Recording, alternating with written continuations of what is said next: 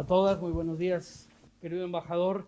La verdad que este acto toma mucho sentido con su presencia, la verdad como el alto representante y el digno representante de su país ante el gobierno, ante el pueblo de España. Así que la verdad que le damos la más cordial bienvenida a todos y cada uno de ustedes por estar aquí el día de hoy. Y por supuesto, a nombre del secretario Andrés Salamán, que acaba de estar hace pocos minutos aquí con nosotros, darles a todos ustedes la más cordial bienvenida a la Secretaría General Iberoamericana, el organismo de las cumbres iberoamericanas de jefes de Estado y de Gobierno.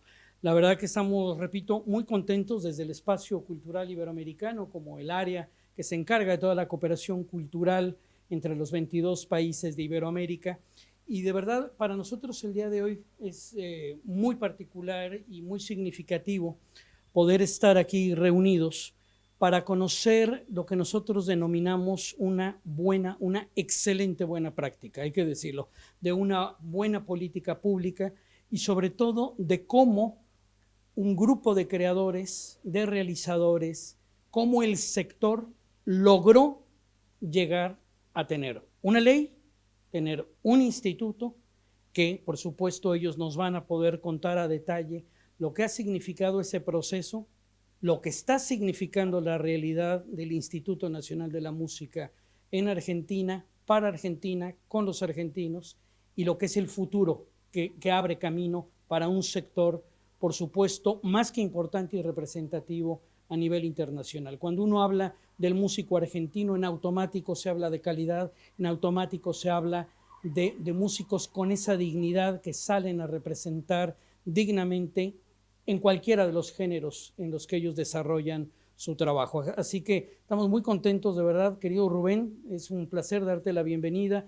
Rubén tiene muchos años en España, Rubén ha sido un pionero también a partir de una industria, de una empresa cultural, Zona de Obras, ha abierto camino y también ha sido un gran difusor de los músicos argentinos, que no solo, hay que decirlo, pero también, por supuesto, ha tenido como bandera el trabajo de la difusión y el trabajo con los creadores argentinos. Así que, Rubén, es un enorme gusto también reencontrarnos en esta tu casa, porque ya hay muchos años de historia común y de proyectos que en su momento se han hecho y con un entusiasmo muy grande por retomar, por supuesto, un buen camino también con Zona de Obras. Y por supuesto, Diego, me permitirás que presente primero a Paula. Paula Rivera es la vicepresidenta del Instituto Nacional de la Música y también representante del INAMU ante el programa de cooperación Ibermúsicas, uno de los 13 programas de cooperación que la Secretaría, la CEGIP, tiene a bien acompañar y coordinar. Y por supuesto Diego Boris, que no requiere de mayor presentación, el presidente, el impulsor, el alma que ha venido, y yo no digo detrás, el alma que está junto con un equipo muy grande de profesionales sacando adelante los retos del Instituto Nacional de la Música. Así que realmente estamos, repito, muy complacidos. Esta idea de poder llevar a cabo este acto surgió hace pocos meses, estábamos reunidos en Bilbao, ahí también tengo el gusto de saludarte, Vera, qué bueno que nos puedes acompañar, y tuvimos la idea justamente de mostrar lo que es el INAMU, de poder explicar, que no es fácil, hay que decirlo, este modelo y sobre todo cómo el resto de los países de Iberoamérica tenemos que voltear a conocer estas buenas prácticas, porque seguramente algo tenemos que aprender y algo podemos aplicar para el bien de este sector, específicamente como en el sector de la música. Quiero compartir con ustedes que este año 2022 la Cumbre Iberoamericana definió que fuera el año iberoamericano de la cultura para el desarrollo sostenible. Esto no es un dato menor. La cumbre se ha logrado poner de acuerdo para poner el foco en que la cultura sí es factor de desarrollo sostenible y poder contribuir, por supuesto, con las herramientas de la cultura a cumplir los objetivos de la Agenda 2030 de desarrollo sostenible. Por ello también la Cumbre Iberoamericana ha puesto en marcha la implementación de la Estrategia Iberoamericana de Cultura y Desarrollo Sostenible, donde los programas de cooperación, donde todas las acciones de lo cultural tienen que sumar esfuerzos para eso, para revertir estos indicadores que además en tiempos de pandemia pues han tenido que tocar en muchos casos un fondo, pues ni siquiera sabemos si se ha logrado tocar ese fondo que nos podemos imaginar. Cuento todo esto porque además el espacio cultural iberoamericano, nuestros países, estamos enfocados, estamos trabajando todos juntos, ya que este año la UNESCO va a llevar a cabo la Conferencia Mundial de Políticas Culturales del Desarrollo Sostenible, para el Desarrollo Sostenible en septiembre en México, una conferencia mundial de la UNESCO. Esto no es un dato menor porque todos los esfuerzos que estamos haciendo también van alineados ahí. Estamos hablando de política cultural, estamos hablando de política pública y esta es una buena práctica. Este es un buen ejercicio, por eso es oportuno comentarlo, por eso hacemos este vínculo también con lo que será Mundiacult y lo que será ese espacio de toma de decisión por parte de las altas autoridades para avanzar, por supuesto, en el diseño de políticas culturales innovadoras, audaces, que se atrevan a romper viejos paradigmas, sobre todo para construir respuestas.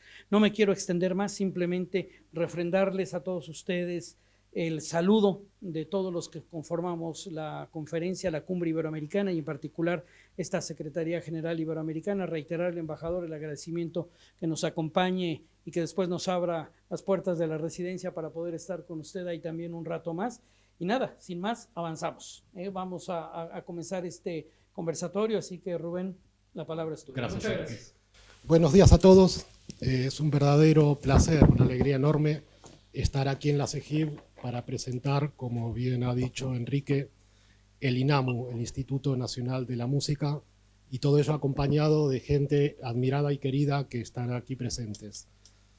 Sabemos que el INAMU es un ente público no estatal que tiene por objetivo el fomento, apoyo, preservación y difusión de la actividad musical en general y de la Argentina en particular. Sabemos también que el instituto se crea a través de una ley nacional aprobada en 2012 y comienza sus actividades en 2014. Y que allí empezó una trayectoria exitosa que hoy tiene al organismo como una institución consolidada. Pero me gustaría preguntarte, Paula, que nos hagas una breve descripción de la trayectoria de la INAMU y de cómo llegamos desde esos inicios, en 2012 y 2014, hasta el día de hoy. Buenos días a todos y a todas. Muchísimas gracias Enrique, Rubén, Diego, compañero del directorio.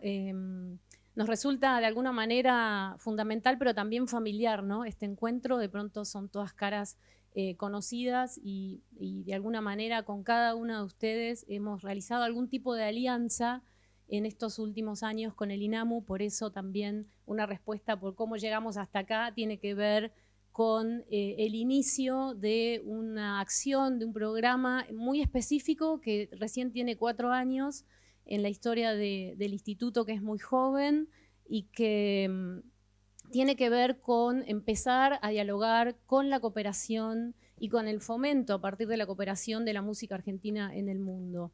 Esta posibilidad justamente lleva a que de una manera inédita el INAMU conforme por primera vez también el Consejo Intergubernamental de Programa Ibermúsicas.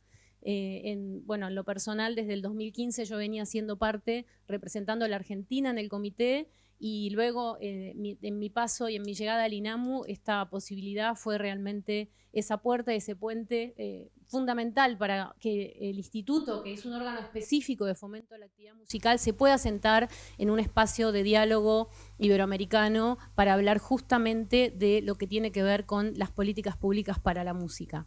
Así que eso es lo que es como empezar por el final, ¿no? Eso es lo que de alguna manera hoy nos trae acá, esa posibilidad de empezar a dialogar en un ámbito de cooperación. Y con cada uno de ustedes hemos tendido estos puentes, como por ejemplo la realización de alianzas para que la música argentina participe en diferentes ferias internacionales, como en el caso de España hemos estado y estamos siendo parte de la presencia de la música argentina en el BIME, en el Mercat de Música Viva de Vic. También estamos haciendo parte de WOMEX, que como saben es itinerante y de alguna manera también nos posibilita llegar a Europa, y otras ferias y otros mercados con los que venimos ininterrumpidamente, y eso realmente es un hecho inédito para la música argentina, que tenga esta posibilidad de presencia ininterrumpida en estos eventos específicos que llevan la música a vincularse con los mercados y con los diferentes profesionales, agencias, etcétera, como hay algunos colegas también como la agencia Charco, que es una aliada aquí, con el mundo. Así que eso es un poco el final, ¿no? ¿Cómo llegamos hasta acá? En este recorrido del día de hoy, que va a ser un corto recorrido, pero intenso, de la voz, como decía Enrique, del alma que de alguna manera llevó adelante la fundación de algo realmente histórico como la Ley de la Música en la Argentina y el nacimiento, por ende, a partir de la ley del instituto, vamos a conocer en profundidad de qué se trata el Instituto Nacional de Música. Para eso vamos a comenzar con un primer videíto cortito de 3 minutos, donde hacemos un repaso y una revisión de algunas de las principales acciones y programas que tiene nuestro instituto. Buenos días. El Instituto Nacional de la Música es un órgano específico de fomento para la actividad musical argentina. Creado a partir de la Ley de la Música sancionada en 2012, es un ente público no estatal conducido y administrado por un directorio, una asamblea federal y un comité representativo. Cuenta en la actualidad con más de 75.000 personas músicas registradas en el Registro Único de Músicos, Músicas y Agrupaciones Musicales Nacionales. Este registro permite participar de las convocatorias de fomento y acceder a otros beneficios como descuentos en instrumentos musicales y viajes para realizar giras por toda Argentina. Las convocatorias anuales de fomento benefician a los músicos de todo el país para que desarrollen producciones discográficas, audiovisuales, conciertos de música en vivo y acciones de difusión. En total, ya se beneficiaron 7.385 proyectos musicales de las 24 provincias argentinas. Me sorprendió que existiera un organismo que diera apoyo a los músicos. Me sorprendió también el criterio de no discriminar ni por trayectoria ni por género musical. En cada convocatoria, los consejos regionales conformados por más de 60 organizaciones de músicos y músicas de cada región cultural son los que deciden el fomento a otorgar. Increíble que primero, bueno, la ayuda que brinda el instituto y que después la gente que se encarga de distribuir, evaluar y distribuir estos proyectos seamos nosotros mismos los músicos y no funcionarios o encargados o terceros que por ahí no están tan al tanto. El INAMU también trabaja en la formación integral del músico, brindando charlas y talleres por toda la Argentina y realizando publicaciones que se distribuyen de forma gratuita en versión impresa y digital de libre descarga.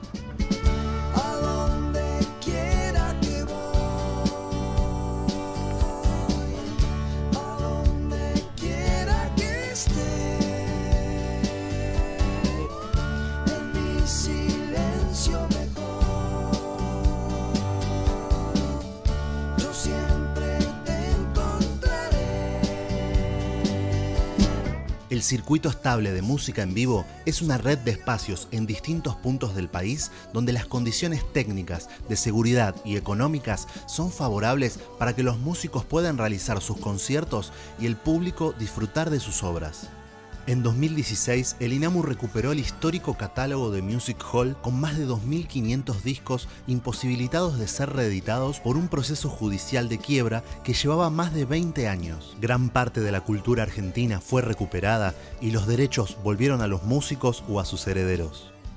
Desde el 2018, el INAMU lleva adelante una línea de acción inédita de cooperación y fomento internacional para la música argentina en el mundo, y su participación como organismo en el programa Ibermúsicas, promoviendo la presencia en ferias y mercados internacionales, la vinculación con distintos agentes del sector y la formación en materia de internacionalización.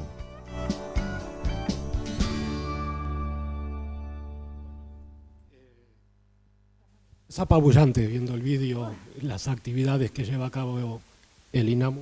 Creo que tiene mucho mérito, primero por lo que dijo Paula antes, una labor ininterrumpida. Ya sabemos lo que significa eso en Argentina y en América Latina en general.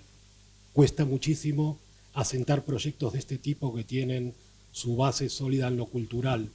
Pero me parece que también es muy meritorio por tratarse de un modelo de gestión innovador en el país. Un modelo que le permite ser un ente público pero no estatal. Eso no es muy habitual, ¿no?, en las industrias culturales de la región. Y sobre todo esa experiencia resultó exitosa con el paso de los años y en una estructura más bien transversal donde músicos conocidos o pequeños, emergentes o consagrados tengan acceso a esta institución que, repito, es de ente público no estatal. Por eso me gustaría saber que Diego nos cuente cómo se consigue sacar adelante un proyecto teniendo esta premisa y sabiendo que no hay muchos antecedentes. Bueno, gracias Rubén. Gracias. La verdad que muy emocionado de poder estar acá contando esta experiencia de este organismo. Digo, que arrancó hace muchísimos años, pero que tiene en su figura, como bien decía Rubén, la de ente público no estatal, ¿no? Sus particularidades. ¿Por qué esto de ente público no estatal? ¿Por qué buscábamos una figura que parece que tiene como en su construcción ya alguna complejidad? Porque sentíamos que la actividad musical organizada necesitaba de herramientas para poder ser protagonistas en las políticas públicas de un país en el tiempo que nos tocara vivir. Nosotros como artistas sentimos que tenemos mucho para aportar en cuanto a la definición de las políticas públicas. Entonces, una herramienta que permita hacer operativo ese protagonismo era muy importante. Por eso lo de ente público no estatal. Esta herramienta permite cierta independencia económica. El instituto se financia con un artículo de la Ley de Servicio de Comunicación Audiovisual, tiene un financiamiento propio, pero su figura permite la inclusión de lo que comentaba recién, la actividad musical organizada. ¿Cómo? A través de asociaciones civiles que las representen. O sea, el instituto hoy en día está conformado por el directorio, Paula y yo estamos al frente del directorio, un comité representativo, donde hay, justamente como lo dice la palabra, representantes de las 6 regiones culturales, nombrados por lo que es una asamblea federal. Ahora voy a contar qué es la asamblea federal. O sea, un representante de cada región cultural de parte de las provincias y representantes de las asociaciones que representan a la música a nivel nacional, las entidades de derecho de autor, de intérprete, de productor fonográfico, etc. Comité representativo. Pero hay una asamblea federal que es la que aprueba la gestión. Al Instituto de la Música no le aprueba la gestión el Poder Ejecutivo, porque si no estaría un poco subordinada a la lógica de las políticas que realiza cada Poder Ejecutivo que pueda ganar una elección. Y nosotros sentíamos que la actividad musical necesitaba de una continuidad en el tiempo para poder fomentar justamente a los grupos y a los solistas que viven a veces a miles de kilómetros de lo que es Buenos Aires, que es donde se concentra muchas veces las posibilidades que tienen los grupos y solistas. Entonces, la aprobación de nuestra gestión está en manos de una asamblea federal, un representante de cultura de cada una de las provincias y de Cava de la Argentina. O sea, el secretario o el ministro o ministra de Cultura participa de nuestra Asamblea Federal y son los que aprueban presupuesto, balance. Entonces, claro, hay una situación federal institucional, ¿no? Donde no hay una suma del poder, sino que justamente cada secretario de Cultura o ministro de cada provincia tiene una parte de incidencia. Pero por otro lado, esa es la parte institucional federal, la Asamblea Federal. Pero por otro lado, tenemos muchas organizaciones que integran lo que llamamos lo territorial asociativo federal. 75 asociaciones de músicos y de músicas que participan de los consejos regionales. Los consejos regionales son 6. El INAMU está dividido en 6 regiones culturales: NOA, NEA, Centro, Patagonia, Nuevo Cuyo y Metropolitana. 6 regiones culturales, que tiene que ver justamente con sus características culturales.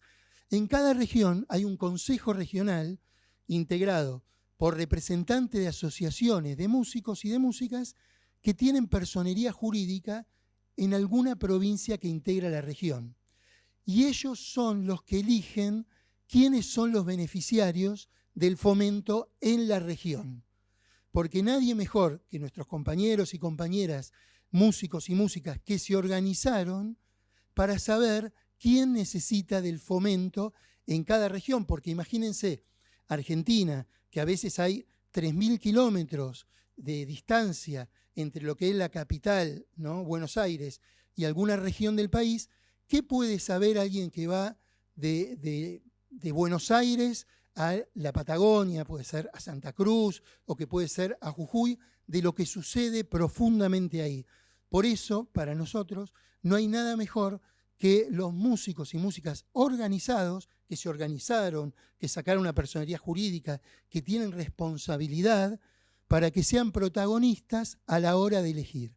Y eso dio que en estos 7 años tuvimos aprobado por unanimidad en la Asamblea. Cuando hablamos de unanimidad, los 24 representantes de cultura de las 24 provincias, que a veces tienen identidades políticas partidarias totalmente diferentes, pero que en el INAMU eso no se vio como una situación complicada. Por eso cuento que tuvimos la aprobación por unanimidad. Las 24 jurisdicciones, 23 provincias y Cava, aprobaron toda la gestión del INAMU en estos 7 años. En estos 7 años se generaron convocatorias de fomento, donde, como comentaba recién, los representantes de las asociaciones fueron los que eligieron. Y podemos decir que no hubo una sola denuncia con respecto a que alguien se haya sentido mal con que no fue elegido. Cuando hablamos de denuncia, denuncia en la justicia. Alguien en las redes sí pudo haber dicho, no me eligieron a mí, uy, qué mal, pero no pasó de esa situación, porque se presentan 5.000 y se eligen 1.000. O sea, claramente hay 4.000 que no ganan, que algunos se puede sentir mal, pero nunca una denuncia judicial. O sea que este modelo, que la ley también fue aprobada por unanimidad, y lo vamos a contar después, permitió generar políticas públicas que duraron hasta ahora 7 años, y en el caso, personal, atravesar 3 gestiones presidenciales, y en el caso con Paula, atravesar 2 gestiones presidenciales, y el INAMU no sufrió ningún tipo de alteración en cuanto a sus políticas públicas. Entonces, este modelo de organización, que es bien federal a nivel institucional, federal a nivel asociativo territorial, donde el Poder Ejecutivo cada 4 años elige presidente y vicepresidente del directorio, logró una síntesis en la cual, cuando se logran los consensos, tenemos una autopista para avanzar. ¿Se entiende? O sea, la generación de consensos no atrasa o no realenta la actividad del instituto, sino todo lo contrario. El ser consciente de los condicionamientos, el estar totalmente convencido de que uno no tiene la suma del poder, pero nadie tiene la suma del poder, a todo nos predispone a un acto de humildad y a predisponer al consenso. Y cuando se logran esos consensos con las asociaciones, con las 24 jurisdicciones, que son las 24 provincias, y con el Poder Ejecutivo, realmente tenemos una autopista para avanzar. Y creo, Paula Castarán, no tuvimos ninguna dificultad para poder realizarlo. Y de hecho, la política argentina al exterior, donde Paula es una figura central y donde ella vino a aportar todo lo que tenía de su actividad privada. Esta síntesis de lo gubernamental, lo estatal, lo privado, lo asociativo, que permite que cada uno pueda poner lo mejor que tiene en este organismo, hasta ahora ha logrado desarrollarse. Y ella vino a traer al INAMU lo que venía de su construcción como persona de la actividad musical de muchos años.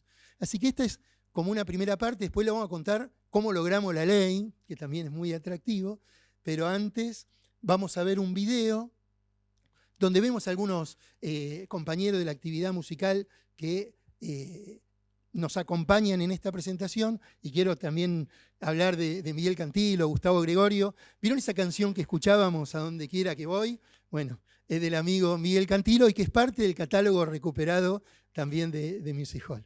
Así que ahora vamos con un videíto. Gracias, Miguel. Gracias, Miguel. Un video donde 3 compañeros y compañeras de actividad, donde vemos a alguien muy querida también como Susi Shock, que nos acompañan en este video. Hola, soy Gustavo Santaolalla y quiero acompañar esta presentación del modelo de INAMU ante la CEGIP. Estoy aquí en Miami en este momento, a punto de salir a cantar, en esta celebración de la música de Gustavo Cerati, que junto a otros colegas y a Zeta Bosio y a Charlie Alberti estamos llevando por toda América. Gracias. Un Cantar Music Hall que durante años y años, viste, estuvo perdido, pues te pasó de una mano a otra mano y por lo tanto, mientras tanto, inaccesible para nosotros y para la gente. Eso es lo peor de todo, porque de alguna manera uno alguna copia ha guardado y siempre tiene, pero no, la gente no tenía más acceso al público, que finalmente esto es para el público también. Y realmente eso es algo increíble que han logrado ustedes y que es maravilloso, es loable. No hay palabras para agradecerles eso, ya, tanto en mi nombre como la de todos los artistas. Soy Susie Shock, artista trans sudaca. Vengo a contarles muy brevemente sobre una última experiencia muy hermosa que hemos tenido con nuestro espacio, nuestra casa, como me gusta decirlo a mí, que es el INAMU.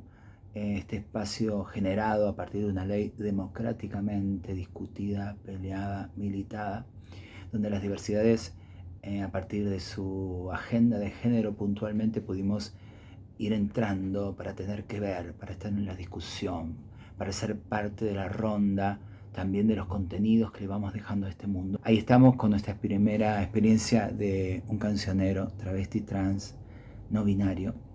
Según nos han dicho, es el primero de Latinoamérica. Hola, soy León Gieco, músico argentino, y de esta forma quiero estar presente en esta importante presentación en la Casa de la CEGIB en España. Y quiero decirles que el INAMU, el Instituto Nacional de la Música en Argentina, me representa. A mí y en especial a los músicos que están empezando un camino musical, los cuales algunos viven a miles de kilómetros de Buenos Aires. Va un fuerte abrazo a la distancia y un pedacito de esta canción que me pertenece y que Ana Belén la hizo popular en España.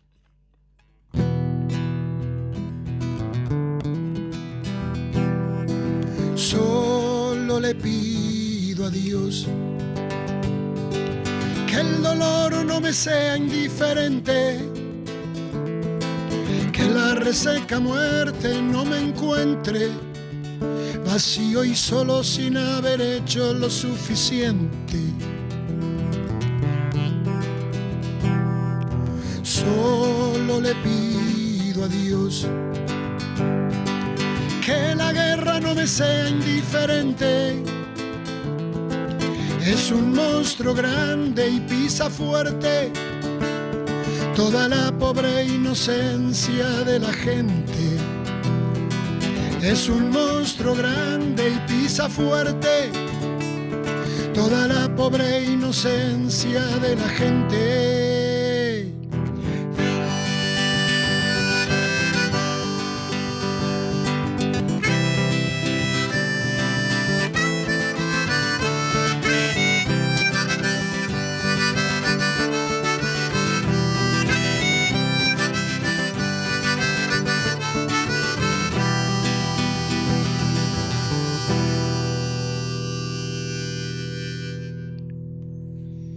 León Gieco, desde Argentina. Un gran abrazo.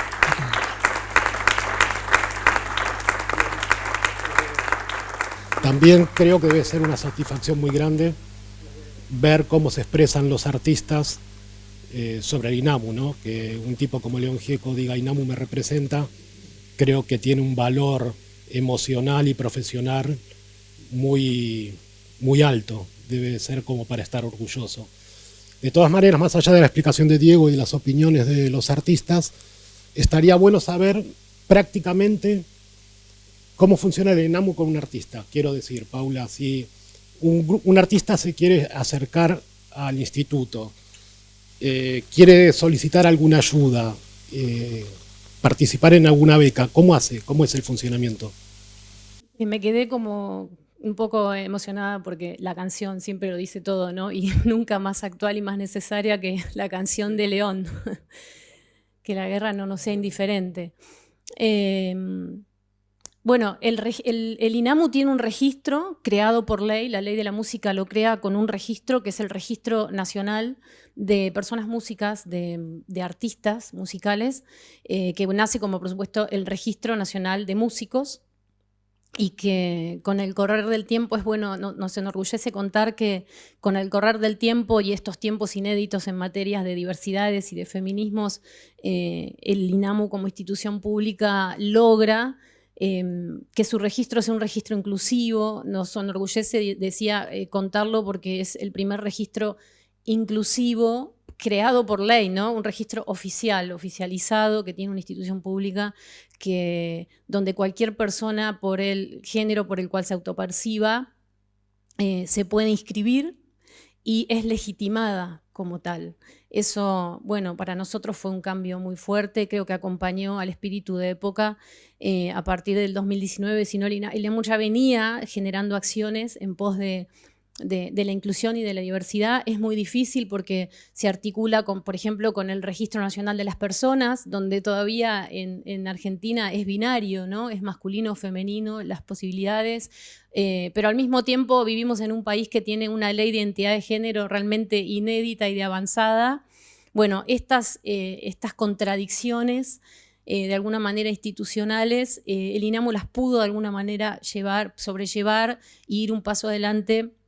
Y hoy cualquier persona cualquier persona artista musical en Argentina se puede inscribir y es legitimada como tal. Ese registro es la puerta de entrada. Ese registro de alguna manera ya crea un perfil como un ID de esa persona queda directamente relacionada con el INAMU, nosotros como decimos siempre, no somos spam en los mails, ¿no? Las personas reciben su mail y arriba dice música o músico registrado número tanto y el nombre de esa persona y se le informa lo que sea la necesidad de momento, ¿no? Algún lanzamiento, algún tipo de llamado a fomento, algún subsidio, etcétera, o alguna noticia. Esa persona recibe ese mail con su número, con su nombre. Y puede, a partir de eso, a partir de esta plataforma que tenemos virtual, que todo el tiempo se está como perfeccionando, participar. Entra, se loguea, pone su número, su contraseña y ahí aparece incluso una cantidad de datos y un relevamiento fundamental que para los fines de también tener información específica del sector, este registro pasa a ser muy importante. Hoy tenemos casi 80.000 personas de la actividad musical, músicos y músicas y músiques registrados y realmente hay una base de datos que no existe, que no existía si no la tiene el INAMU en la actualidad para generar cualquier tipo de informe. De hecho, tenemos hace poquito, recién hace 2 años y medio casi, ¿no? O 3, nuestro primer observatorio, que justamente parte de toda esta información para impartir datos sobre la actividad musical que se encuentra registrada y que es una muestra enorme y una muestra considerable, ¿no? Tener casi 80.000 personas en el registro. Así que a partir de esto también somos hacedores de información para el resto de las instituciones públicas y para el resto del sector musical. Esa es la puerta de entrada del INAMU. Es súper sencillo, sí, súper sencillo. Cualquiera de las personas que esté acá, que se autoperciba músico, música, puede hacerlo, si fuera argentino o residente argentino, puede hacerlo. Entra y en 5 minutos queda registrado en el INAMU. La verdad que no hay una línea de corte dura en ese sentido. Después cada uno de los subsidios de los llamados a fomento sí puede tener su línea de corte para participar, pero el registro es 100% inclusivo en todos los sentidos. Bueno, realmente creo que todos podemos tener un acercamiento y un conocimiento mayor de las actividades de INAMU, pero creo que estaría bueno saber un poco. Sí. Acordé de algo que para nosotros también fue un orgullo y es que en el 2019 la UNESCO le otorgó una declaración de interés al INAMU justamente en materia de todo lo que tiene que ver con los derechos intelectuales en la música y a partir de este trabajo de registro inclusivo consolidado que venía ya hacía varios años realizando. Así que para nosotros realmente contar con esa declaración de interés de la UNESCO como... A partir de esa declaración... La verdad que, bueno, ese tipo de declaraciones enaltecen muchísimo y legitiman las acciones en el caso de una institución pública en Argentina, pero sin dudas fue un agregado más, un condimento más a estos espacios de relación de cooperación que pone la INAMU en otro lugar y que además nos comprometen a seguir a por más, ¿no? Totalmente. Es mucho más también el compromiso. Bueno, pero para llegar a todos estos logros y a esta mención de la UNESCO, evidentemente todo nace de un día que se pone en marcha el proyecto. ¿Nos podrías contar, Diego, cómo es la puesta en marcha? A partir de hoy empieza INAMU y cómo se lleva a cabo. Hola. Sí, la verdad que esto que estaba contando Paula y todo lo que sucede del INAMU, que podríamos decirlo como muy rápidamente, hay descuento en pasajes, descuento en instrumentos musicales, la posibilidad de inscribirse en las convocatorias de fomento para recibir subsidios, la publicación de los manuales de formación, esos manuales también están en sistema braille, justamente trabajamos mucho con músicos y músicas ciegas como para generar también esa inclusión. Lo que es el circuito estable de música en vivo, todo lo que es las actividades del INAMU sería difícil de explicarlo si no vamos al origen. O sea, de hecho hoy estamos acá contando un poco este modelo porque hay una política argentina de la música al exterior. Todo eso tiene que ver con un origen, si no, parecería que fuera solo que Paula y yo somos buenos gestores. Que lo somos, pero más allá de eso, no, es un chiste por supuesto, parece como algo mágico y en realidad no tiene que ver con la lógica de construcción, de cómo se armó el modelo. Sin ir más lejos, ¿te acordás, Miguel, año 1991?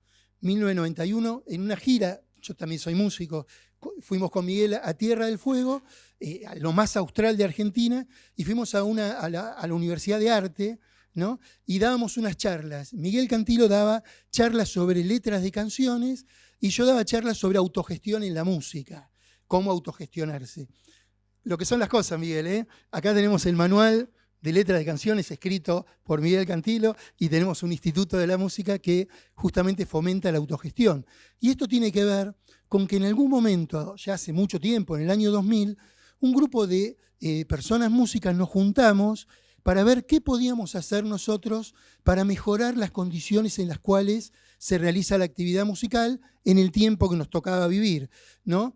Cómo participar de leyes, cómo participar o sea, no ser solo espectadores o declamadores de lo que habría que hacer.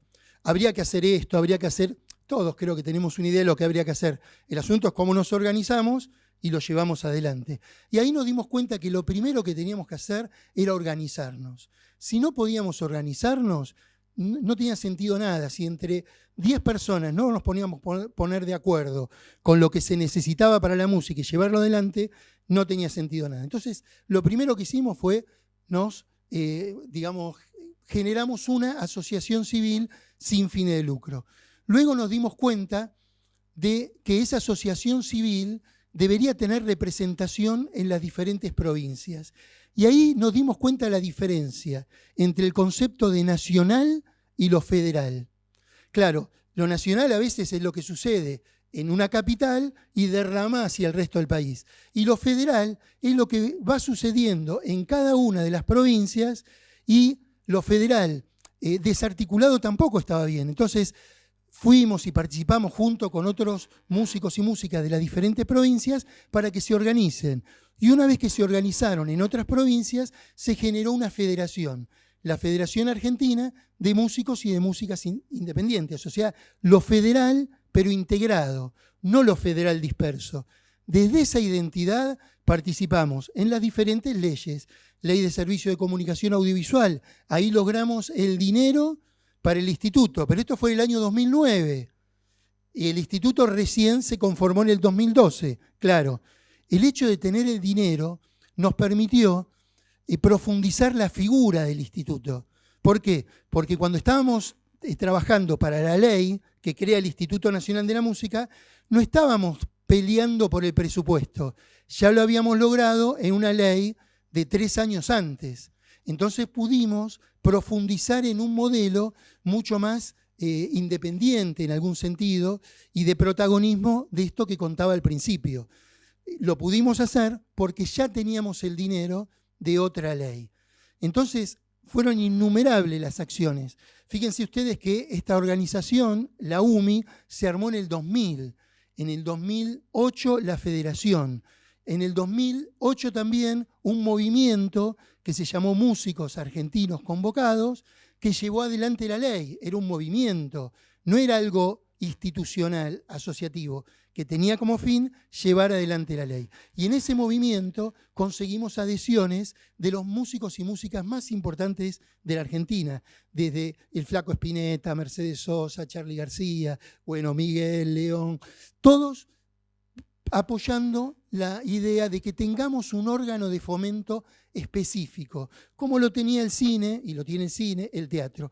Pero muchas veces a la música se la asocia al divertimento, al espectáculo, a determinadas situaciones, a veces a un adorno, y nosotros no somos un adorno, pero a veces está bien el divertimento, el negocio, espectáculo, pero también tiene que ver con la cultura.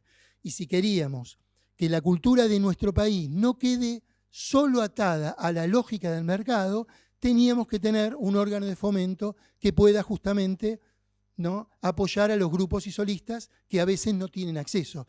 Y no estamos hablando en contra del mercado, para nada. Cada uno que saca sus discos quiere que esos discos se vendan, por supuesto.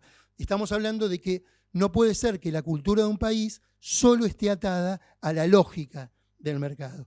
Y es así que fuimos a la Antártida, que es el lugar más austral de la Argentina, con una bandera que diga los músicos, por nuestros sueños vamos hasta el fin del mundo, asambleas de más de 1.500 músicos y músicas votando, generamos los grupos de trabajo, consensuamos los puntos principales de una ley, lo aprobamos en una asamblea, con lo cual esa asamblea legitimó en la actividad musical lo que seguía después.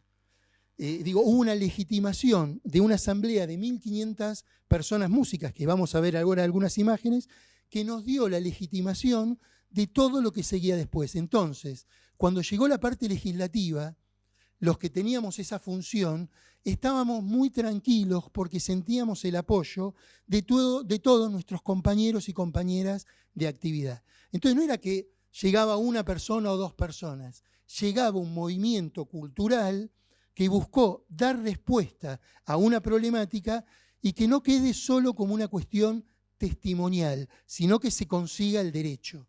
Y eso fue un poco lo que sucedió. Se logró la aprobación el 28 de noviembre del 2012, la aprobación de la ley por unanimidad. ¿Ustedes saben lo que significa en la Argentina que una ley se apruebe por unanimidad? Es haber trabajado con cada uno de los senadores y senadoras, contándoles el proyecto, y no podía faltar un senador o senador. Para nosotros era una cuestión importantísima que estén todos los senadores. ¿Por qué también? Porque los vaivenes que tiene a veces las diferentes gestiones en todos los países hace que muchas veces cuando asume un gobierno deja de lado lo que hizo el otro, y a veces muchas cosas buenas inclusive que hizo el otro. Y para nosotros era muy importante que todas las representaciones políticas de la Argentina estén de acuerdo con que estas son las acciones y este es el organismo que necesita nuestro país para fomentar la música argentina, ¿no?, en todas sus particularidades. Así que ahora vamos a ver un videíto que no está muy articulado, pero muestra las asambleas, muestra algunas acciones, porque una cosa es que yo cuente 1.200 músicos organizándose y otra cosa es que lo veamos. El 28 de noviembre del 2012 va a quedar en la historia como un día clave para los músicos argentinos. Para los músicos y para todos los que trabajan vinculados al mundo de la actividad musical. Productores, editores, dueños de lugares donde tocar, todos y todas. Ese día, políticos de corrientes de pensamiento contrapuestas, en momentos de alta tensión en otros debates, se pusieron de acuerdo para votar una ley por unanimidad. Era el proyecto de ley de creación del Instituto Nacional de la Música, conocido como la Ley Nacional de la Música, parte 1. La realidad es que a partir de los numerosos emails que Víctor Heredia me hizo llegar, transmitiéndome todos los enojos que los profesionales de la música tenían con ese decreto, nosotros optamos por lo sano, que es derogar ese decreto y tratar de generar una comisión para que juntos hagamos la ley del músico que los músicos merecen. Anotarse en los grupos de trabajo, trabajar, por supuesto, y dentro de 21 días volvernos a encontrar para ver cómo está todo.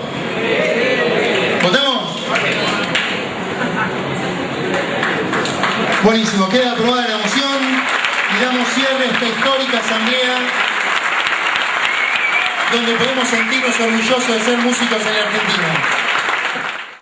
Algo se está gestando, lo siento al respirar, es como una voz nueva que en mí comienza a hablar.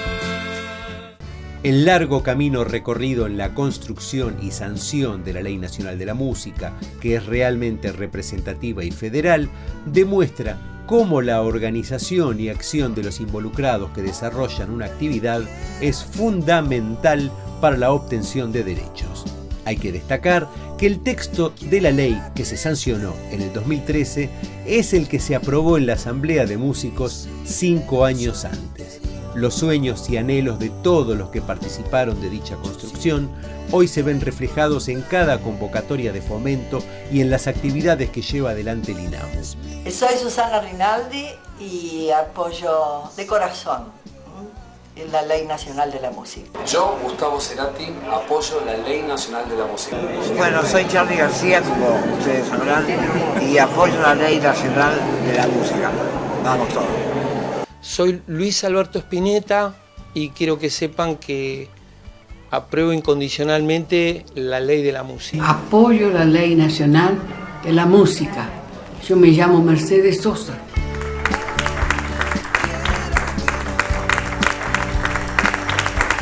La verdad que cuando uno ve este proceso participativo, democrático y que ha generado consenso de una manera inédita, hay que decirlo, creo que el que todo esto se haya logrado construir en una institución que construye respuestas a un determinado sector es absolutamente inédito. Creo que en la experiencia que nosotros podemos ver y lo que podemos observar en el resto de los países, no existe otro proceso similar.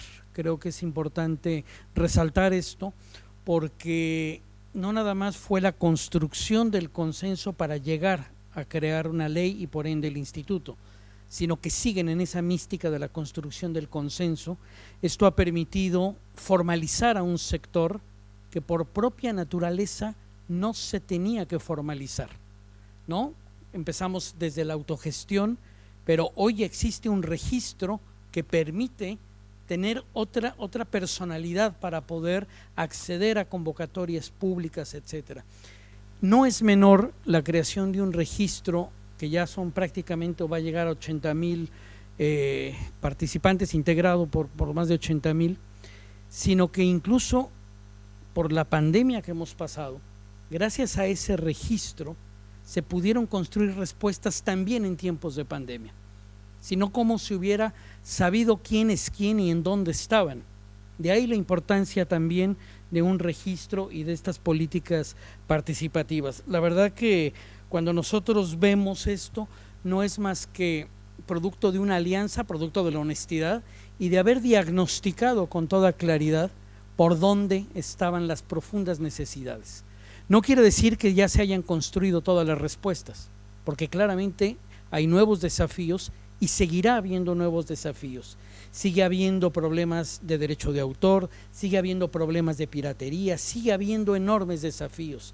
No alcanzan los recursos nunca para poder atender todas las necesidades, pero claramente ya hay un camino iniciado. Y si bien no es un organismo de Estado, sí se convirtió en una política de Estado, a la que todos aspiramos en determinados sectores. Y eso tiene una enorme trascendencia y además puede ser ejemplo no nada más para la música. Creo que esto es importante, que abre camino para otros sectores de la cultura. El sector de la cultura requiere evidentemente formalizarse, requiere que la persona tenga esa posibilidad de emitir una factura, de tener una personalidad para poder acceder a convocatorias, a poder tener posibilidad de tener más formación, capacitación o como se llame en cada lugar. Creo que nosotros desde la CEGIP, por supuesto, observamos con gran entusiasmo esto y sobre todo los años que vienen, los años que están por venir, porque estamos ante nuevos desafíos. Y creo que nunca debemos de sentirnos satisfechos, si bien hay que tener esa satisfacción personal de lo logrado y del camino andado. Siempre tiene que dejarse algo en el tintero para seguir construyendo, porque repito, hay nuevos desafíos que se van a seguir enfrentando y por ello nosotros, repito, lo vemos como una práctica realmente interesante. Qué bueno que nos lo han podido compartir, qué bueno que estamos pudiendo ser testigos de esto y repito, todo esto que viene, todo esto que sigue. Y ahí sí me gustaría conocer, digamos, una reflexión de ustedes de qué sigue en un momento donde, si bien se ha logrado dar respuestas, estoy seguro que tienen anotados muchos pendientes todavía para el sector y sobre todo este entusiasmo en poderlo compartir.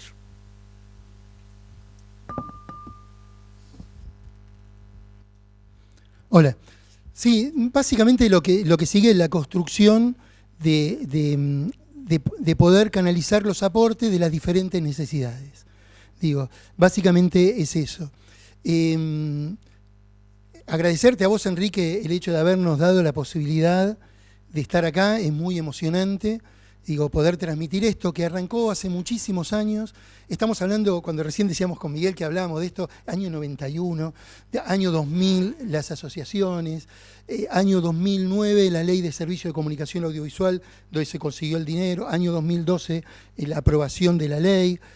Y cuando vos decís lo que sigue, seguramente el día de mañana, tal vez dentro de muy poco, se va a acercar un músico muy joven al INAMU, a la sede del INAMU, y va a decir, pero este instituto apenas me da esto y se va a quejar.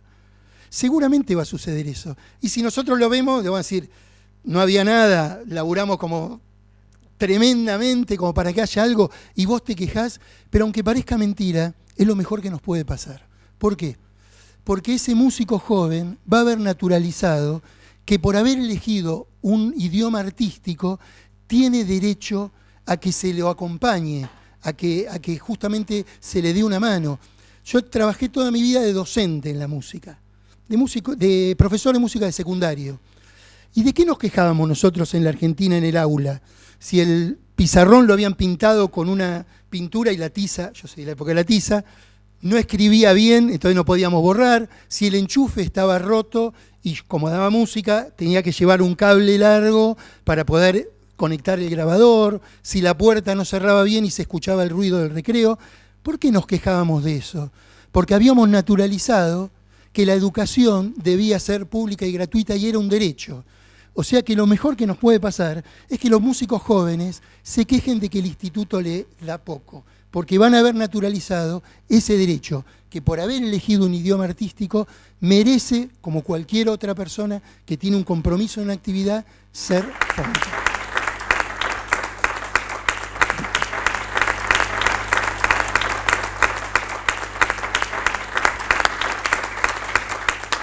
Bueno, no, simplemente para agradecer nuevamente a la casa, a la CEGIP, a vos, Enrique, a cada uno de ustedes que se ha tomado este tiempo para compartir con nosotros, que viajamos desde Argentina también para encontrarles. Señor embajador, muchísimas gracias, es un honor tenerlo aquí. E invitarles dos cosas. La primera es a que se lleven unos presentes que tenemos ahí en la mesa para ustedes, y en segundo lugar a que nos encontremos en un ratito en la residencia del embajador para compartir un almuerzo y seguir conversando, y ahora sí seguramente se concreten más cosas y sigamos construyendo, como decís vos, a futuro el desarrollo del instituto. Buenos días.